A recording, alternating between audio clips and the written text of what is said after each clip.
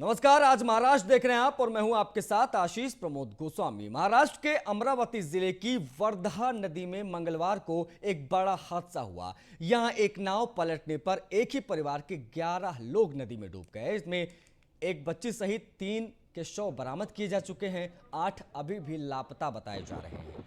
Police और प्रशासन बचाव कार्य में लगे हुए हैं। पुलिस के मुताबिक हादसा अमरावती के हतराना गांव में सुबह करीब 10:30 बजे हुआ। ये परिवार दशाकर्म अनुष्ठान करने नदी किनारे गया था। इस दौरान ही नाव पलट गई। नाव पर 11 लोगों का वजन नहीं उठा पाई थी और वो पलट गई। हादसे के बाद स्थानीय विधायक देवेंद्र भूयार मौके पर पहुंचे।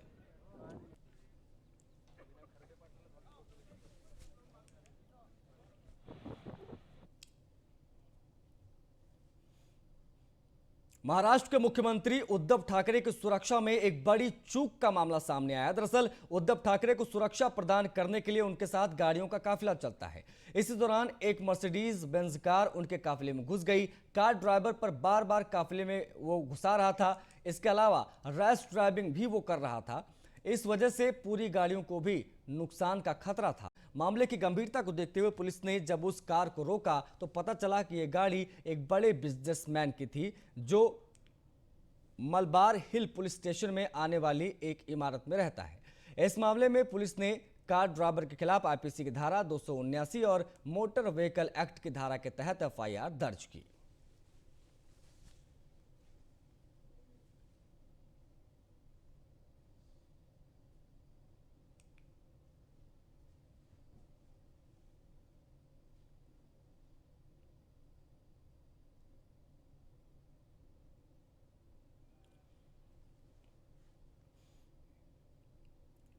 राजनीतिक ओबीसी आरक्षण के बिना स्थानीय चुनाव कराने का विरोध कर रही ठाकरे सरकार को सुप्रीम कोर्ट से बड़ा झटका लगा है।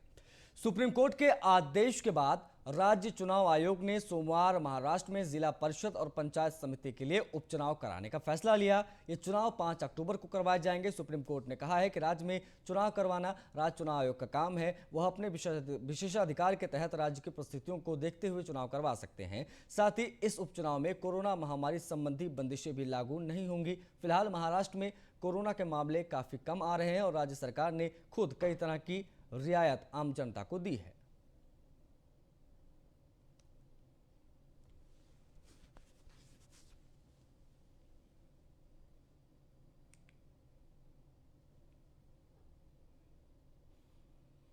मुंबई की एमआईडीसी पुलिस ने एक 7 साल की बच्ची के साथ छेड़खानी के मामले में 51 साल के शख्स को गिरफ्तार किया। डीसीपी के मुताबिक पीड़ित बच्ची और आरोपी आसपास ही रहते हैं और आरोपी कुछ दिनों से बच्ची के साथ छेड़खानी कर रहा था। जब इस बारे में पीड़ित बच्ची की मां को पता चला तो उसने पुलिस स्टेशन आकर इसकी शिकायत की। आरोपी का नाम फिरोज बताया जा रहा है। फिलहाल आरोपी पर आईपीसी की धारा 354 सहित पॉक्सो की धारा 4, 8, 12 के तहत मामला दर्ज कर उसे गिरफ्तार कर लिया गया है।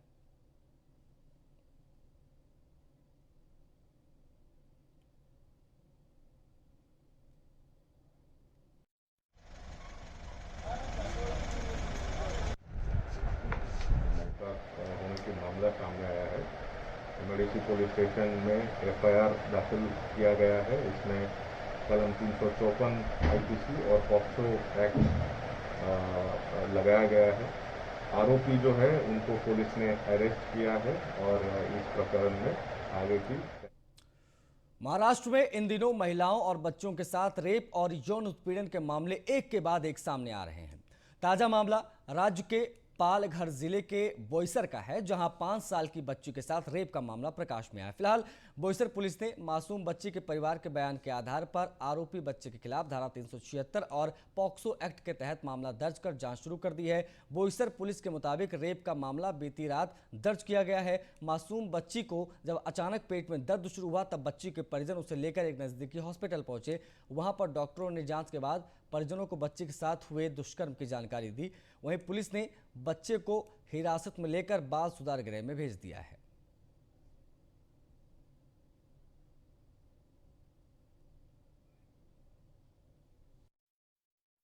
पुलिस स्टेशन में कल एक अपराध दर्ज हुआ है जिसमें 5 साल की बच्ची के साथ एक सेक्सुअल ऑफेंस हुआ है, जिसके बारे में एलिगेशंस है। वो भी एक 12 साल उम्र का विधि संघर्षग्रस्त बालक है। इसमें इस आरोप के बारे में अपराध दर्ज किया गया है और डिटेल्ड इन्वेस्टिगेशन पीआई श्री कदम बोईसर पुलिस स्टेशन ये कर रहे हैं। बीजेपी विधायक अतुल भाट खलकर ने मांग की है कि समाज में दरार पैदा करने की कोशिश करने वाले मुख्यमंत्री उद्धव ठाकरे के खिलाफ धारा 153A के तहत मामला दर्ज करें। उन्होंने कांदिवली के समता नगर पुलिस स्टेशन में शिकायत दर्ज करने की मांग की है।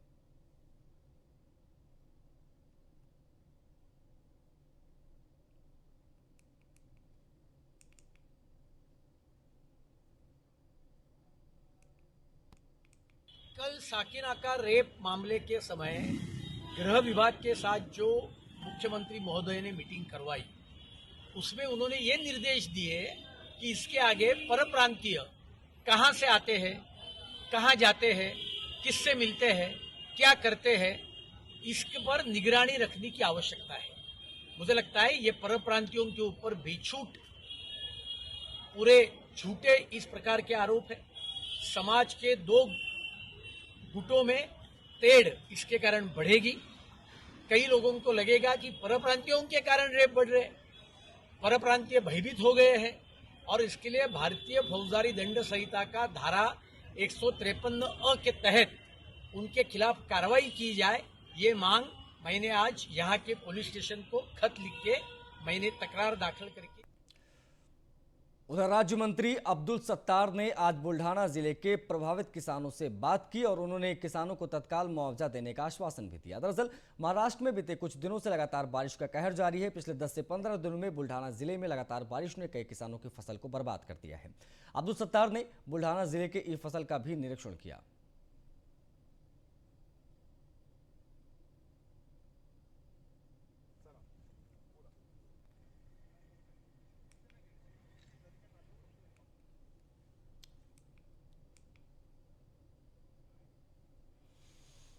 एंटीलिया विस्फोटक मामला और इसके बाद में 100 करोड़ रुपए के कथित वसूली मामले में पुलिस विभाग के ऊपर बड़े पैमाने पर आरोप लग गए थे।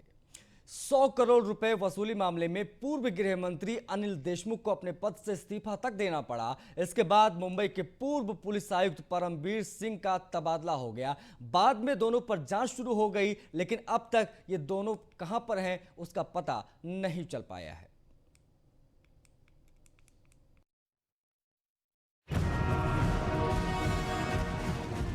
परमबीर सिंह और अनिल देशमुख यह दो नाम हैं और यह दोनों महाराष्ट्र के हैं। परमबीर सिंह मुंबई पुलिस कमिश्नर थे, वहीं अनिल देशमुख महाराष्ट्र के गृह मंत्री थे। ईडी ने 4 से 5 बार अनिल देशमुख को समन भेजा, लेकिन अनिल देशमुख ईडी कार्यालय नहीं आए। इसलिए अब ईडी अनिल देशमुख को ढूंढने के लिए और सख्त कार्रवाई कर सकती है। ईडी सूत्रों के मुताबिक सीबीआई अब पूर्व गृह मंत्री अनिल देशमुख को पता लगाने में ईडी की मदद करने के बारे में सोच रही है। ईडी ने समझ भेजने के बावजूद अनिल देशमुख ईडी को सामने पेश नहीं हुए। इस वजह से अनिल देशमुख पर कार्रवाई की जा रही है।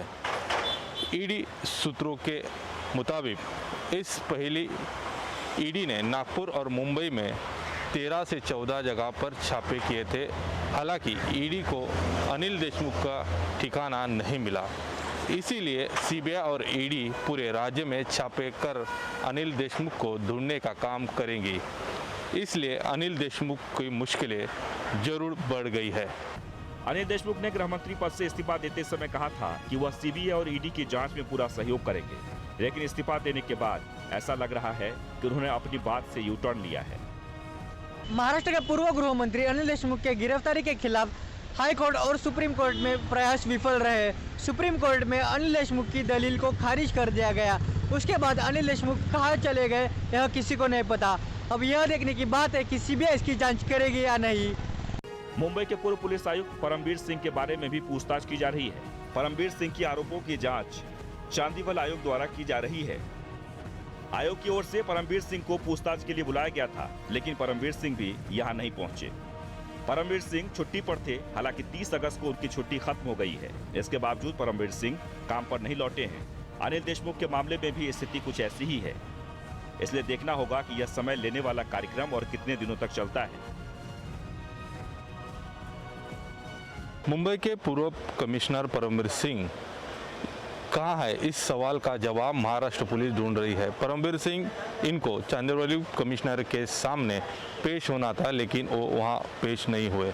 चांदीवली कमिश्नर ने उनको 2 बार 25-25 हज़ार का जुर्माना भी दिया है। उसके बावजूद वो कमिश्नर के सामने अपना जवाब ढूंढने के लिए नहीं आए।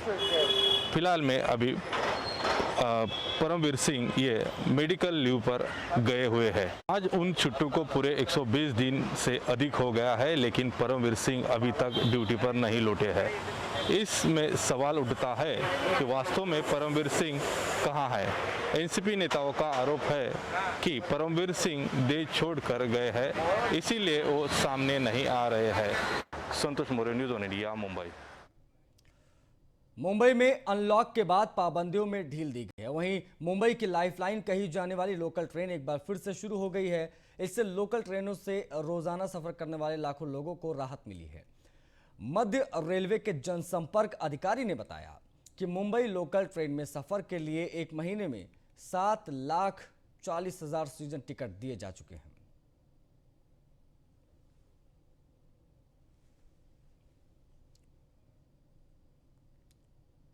अगर हम आंकड़े देखें तो 11 अगस्त से लेके 11 सितंबर तक जो है 5.5 लाख के ऊपर जो है मंथली सीज़न पासेस हमने इशू किए हैं, और डोंबिवली स्टेशन से सर्वाधिक जो है मंथली सीज़न पासेस जो है हमने इशू किए हैं।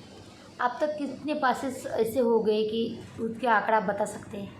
अभी तक एक महीने में मतलब 11 अगस्त से लेके 11 सितंबर तक 5.5 लाख से अधिक जो है MST मंथली सीजन पासेस जो है अभी तक हमने इशू किए हैं।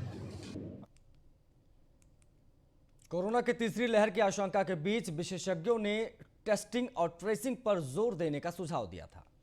इसके तहत बीएमसी ने अपने टेस्टिंग प्रोटोकॉल में कई बदलाव किए। कॉन्ट्रैक्ट ट्रेसिंग में लोगों की 24 घंटे में टेस्टिंग के बाद सील बंद इमारतों के सभी निवासियों को टेस्टिंग करने का फैसला किया गया है। यह टेस्टिंग 5 दिन के बाद होगी। किसी इमारत में 5 से अधिक मरीज मिलने पर इमारत सील की जाती है। इसके बाद संक्रमित मरीजों के संपर्क में आने वालों पर पड़ोस के लोगों की टेस्टिंग की जाती है। बीएमसी अब नए नियमों के तहत पूरी इमारत के लोगों की टेस्टिंग करेगी। बीएमसी के अतिरिक्त आयुक्त सुरेश काकानी ने बताया कि कई इमारत सील होने के 5 दिन के बाद पूरी इमारत के निवासियों को RT-PCR टेस्ट किया जाएगा।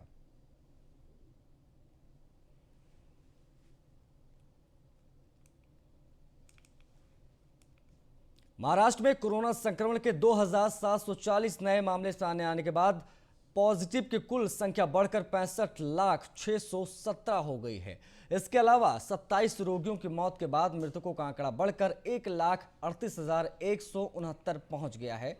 राज्य में 9 फरवरी के बाद से एक दिन में संक्रमण के सबसे कम मामले सामने आए हैं, जबकि 8 मार्च के बाद से एक दिन में सबसे कम रोगियों की मौत हुई है। 9 फरवरी को महाराष्ट्र में संक्रमण के 2,515 नए मामले प्रकाश में आए हैं, जबकि 8 मार्च को 22 रोगियों की मौत हुई थी। संक्रमण और मौत के मामलों में रविवार की तुलना में महत्वपूर्ण गिरावट देखी गई है।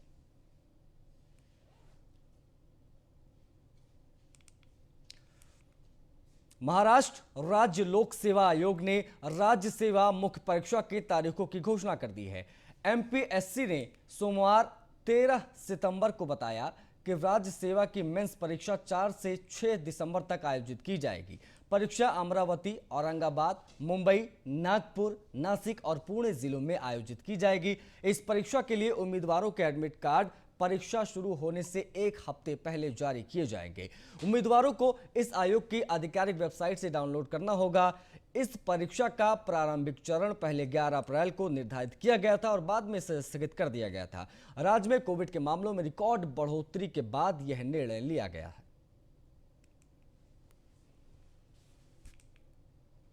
मुंबई लोकल में लूट का मामला सामने आया है। मामले में पुलिस ने 2 लुटेरों को गिरफ्तार किया है।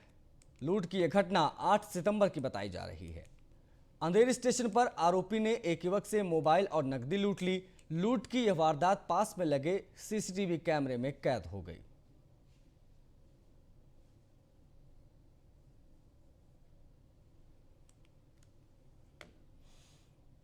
तो महाराष्ट्र में ज्येष्ठा गौरी पूजन महोत्सव बड़े ही धूमधाम से मनाया जाता है। ज्येष्ठा गौरी पूजन महाराष्ट्र राज्य का एक विशेष उत्सव है। गौरी स्थापना गणेश चतुर्थी को के 2 दिन बाद की जाती है। इस साल 12 सितंबर से 3 दिन मां गौरी की पूजा शुरू हुई। आज मां गौरी का विसर्जन भी किया गया।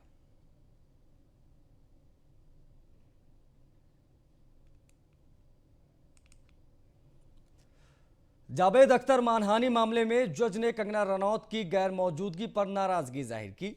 जज ने कंगना के वकील को हिदायत दी कि अगर वह अगली बार कोर्ट नहीं आती हैं तो उनके खिलाफ अरेस्ट वारंट जारी कर दिया जाएगा। दरअसल जावेद अख्तर मानहानि मामले की आज अंधेरी कोर्ट में सुनवाई थी, जिसमें कंगना रनौत शामिल नहीं हुई। कंगना रनौत के वकील ने कोर्ट में उनके तबीयत खराब होने का हवाला दिया। जज ने कंगना के वकील की बात तो मान ली, लेकिन नाराज होते हुए यह भी कहा कि अगर वह अगली सुनवाई पर नहीं आई तो उनके खिलाफ अरेस्ट वारंट जारी हो जाएगा। अदालत ने कंगना को सुनवाई की अगली तारीख 20 सितंबर को उनके सामने पेश होने के निर्देश भी दिए।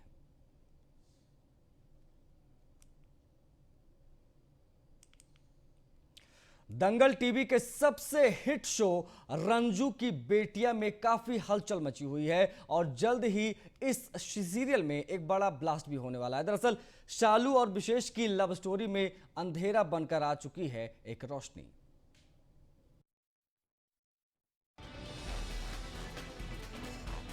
दंगल टीवी के बेहतरीन टीआरपी हासिल करने वाले शो रंजू की बेटियां में शालू का किरदार निभा रही मोनिका चौहान ने बताया कि मुझे लगता है कि मेरे पति ने मुझे धोखा दिया है और इस तरह हमारा भरोसा टूटता है।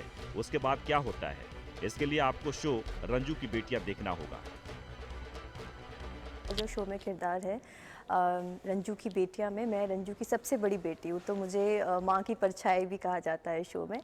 तो रोशनी आई है, ऑब्वियसली एक कैरेक्टर की एंट्री हुई है तो बहुत बड़ा धमाका तो हो ही रहा है शो में। अभी तक मेरे सामने उसकी सच्चाई नहीं आई है क्योंकि मुझे लगता है कि वो अच्छी है, पर वो बहुत सारे बहुत सारे राज लेकर आई है। बहुत ही हैवी सीन है मेरे लिए ये, इसलिए शालू जी से मैं बहुत प्यार करता हूँ और बहुत ही मुश्किलों से हमारी शादी हुई थी। फर्स्ट ऑफ ऑल 2 शादी करनी पड़ी थी एक होने के लिए। उसके बाद बहुत सारी चीज़ें हम लोगों के बीच में आई थी, हम दोनों के बीच में आई थी जो मैं अलग कर रही थी, और आज फाइनली हमारी माँ ने हमको अलाउ कर दिया था कि आज हम एक हो सकते हैं।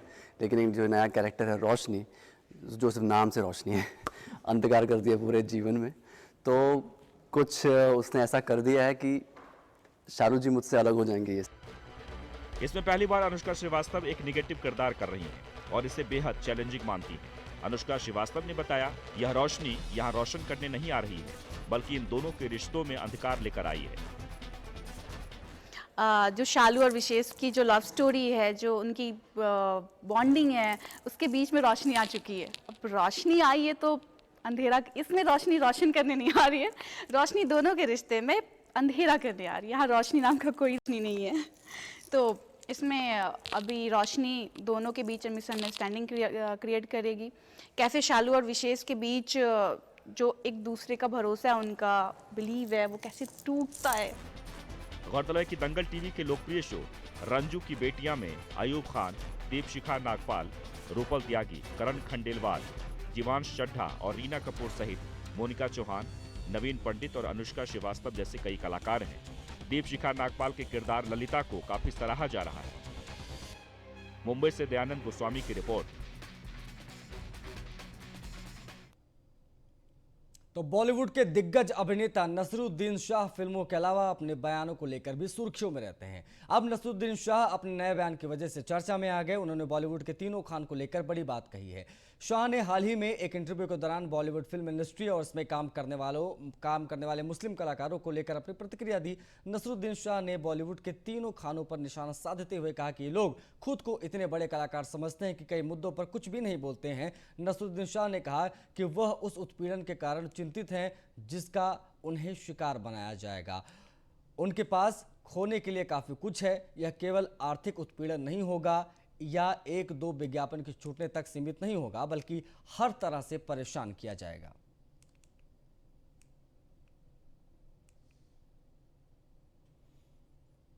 4 बार नेशनल अवार्ड जीत चुकी कंगना रनौत के हाथ एक बड़ी फिल्म लगी है। लंबे समय से चर्चा थी कि करीना कपूर खान ने सीता के रोल के लिए 12 करोड़ फीस की डिमांड की थी, लेकिन अब खबर है कि यह रोल कंगना रनौत को मिल गया है। सीता एक अवतार टाइटल वाली फिल्म को अलौकिक देसाई डायरेक्ट करने जा रहे हैं। उन्होंने इसकी घोषणा सोशल मीडिया के जरिए की। इस फिल्म के कास्ट की घोषणा होने के साथ ही सोशल मीडिया पर फैंस अपनी खुशी जाहिर कर रहे हैं।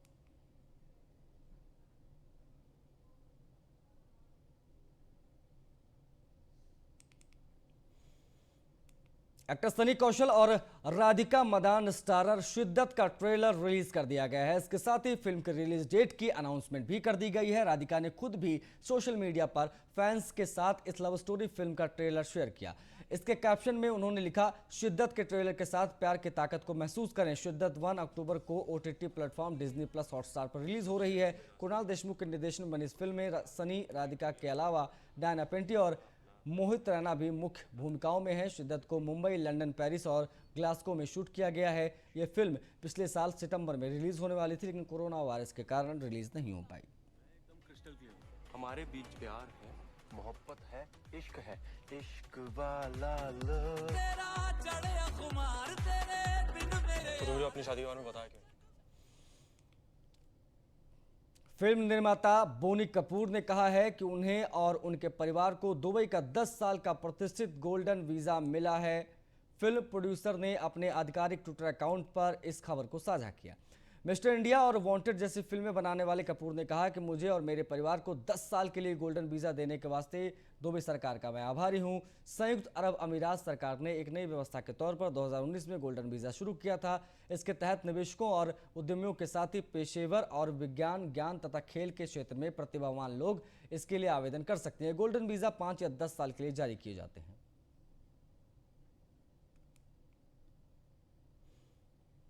बढ़ते आगे तो आज बाजार की बात करते हैं। तो आज बाजार में तेजी का मूड देखने को मिला। आज सेंसेक्स और निफ्टी हरे निशान पर बंद हुए। कारोबार के अंत में सेंसेक्स 69.33 अंक यानी 0.12% की बढ़त के साथ 58,247.02 के स्तर पर बंद हुआ। वहीं निफ्टी 24.70 अंक यानी 0.14% की मजबूती के साथ 17,380 के स्तर पर बंद हुआ।